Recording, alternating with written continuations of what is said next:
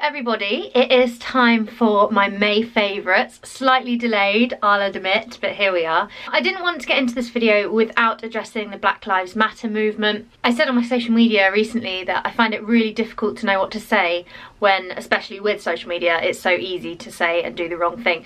But I saw something today that I thought was really true and it kind of resonated with me, and I thought I'll share that with you. Some are posting on social media, some are protesting in the streets, some are donating silently, some are educating themselves, some are having tough conversations with friends and family. A revolution has many lanes. Be kind to yourself and to others who are travelling in the same direction. Just keep your foot on the gas. Personally, for me, supporting the Black Lives Matter movement, I have decided to educate myself further through books. So I've ordered myself a load of books on Amazon. They've been arriving over the last few days.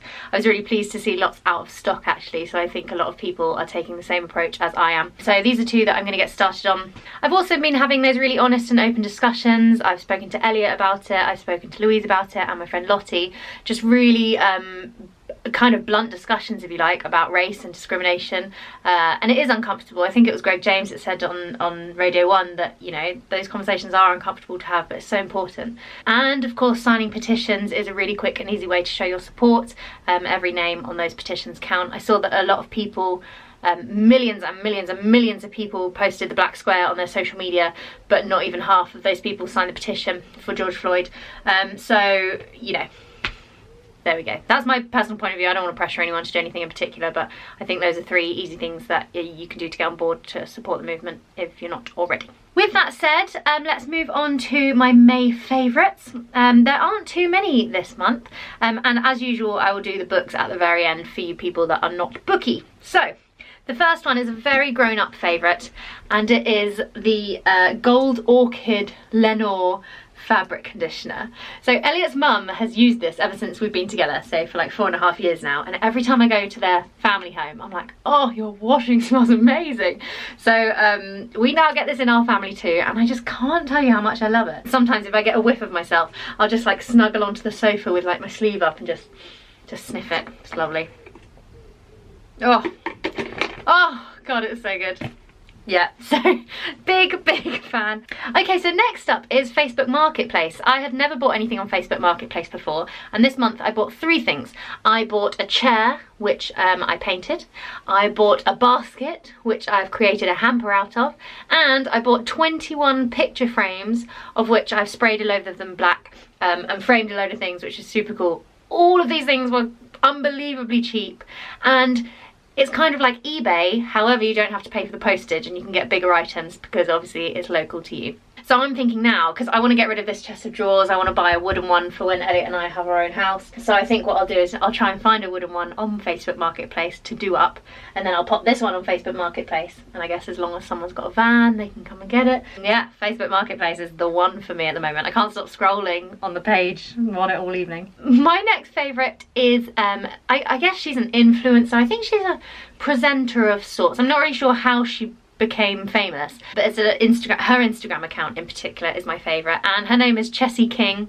My sister actually recommended me to follow her. She is just a brilliant female, I think. Everything she posts I just think is brilliant. She is all about body confidence and positivity and feminism, and she's just such a beacon of light.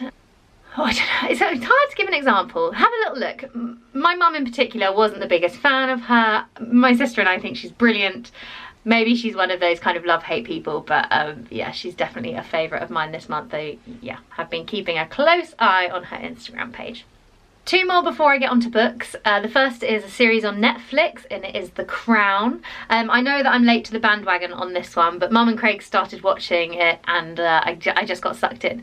So we've watched series 1 and 2. We are almost finished with season 3. We've only got 2 episodes left. However, I would like to point out that I much prefer seasons 1 and 2 to 3. I prefer all of the actors and actresses in the first 2 series. I think Olivia Colman is brilliant. However, I think Claire Foy was more brilliant. And I love seeing the Queen as a younger lady. I really enjoyed it. Some nights we would be sitting and watching, and we'd finish the 2nd episode and we'd all kind of look at one another as the credits came on and the little next episode thing popped up. We'd all look at one another like, can we do 3 in a row? Is that acceptable?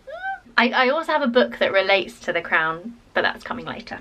I've got a song favourite this month. This came up as a Spotify ad after a song I was listening to. It's called Level of Concern. I'm almost certain it's 21 Pilots, but let me just double check. Yeah, 21 Pilots, Level of Concern. I'll play a very little section for you. Oh, also, the video is brilliant. They've created the video in lockdown, and it's so clever the way that they've done it, so I'd recommend you watch it.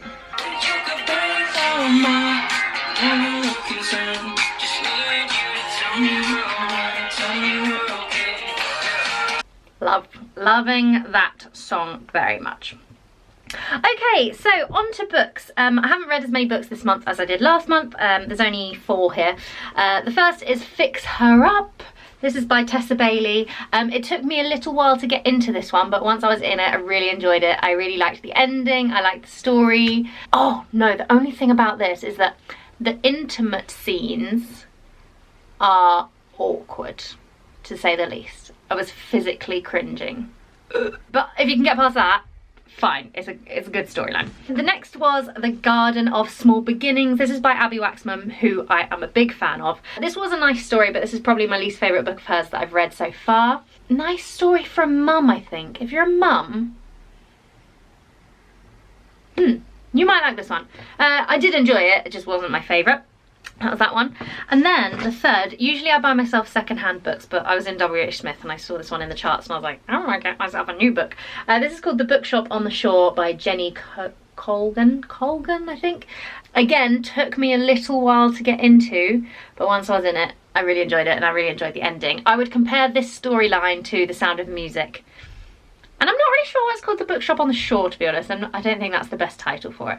Yeah, nice. So, yeah, some funny moments in this book, some nice moments. And I think it's really climbing the charts at the moment. I think this is like number 4 or something in the WH Smith book charts at the moment. The fourth and final book that I read in May was called Ladyinwaiting. It looks like this. I have since lent it to Louise, so I haven't got it to show you. Mum started reading this book when we were watching The Crown because a couple of the characters overlap, and she really recommended it. And I've not, you know, I do like the royal family, but I've never really been too interested, and I don't really understand the family tree. So I wasn't jumping at the chance to read it, but Mum was like, no, seriously, you're going to enjoy this one. So I did read it, and sure enough, I absolutely loved it. It's the story of, her name is Anne Glenconner, and she was the lady-in-waiting to Princess Margaret, who is the Queen's sister.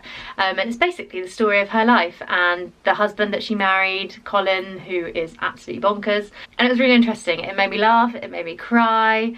I think the kind of subtitle is My Extraordinary Life in the Shadow of the Crown. And I think extraordinary would be an understatement.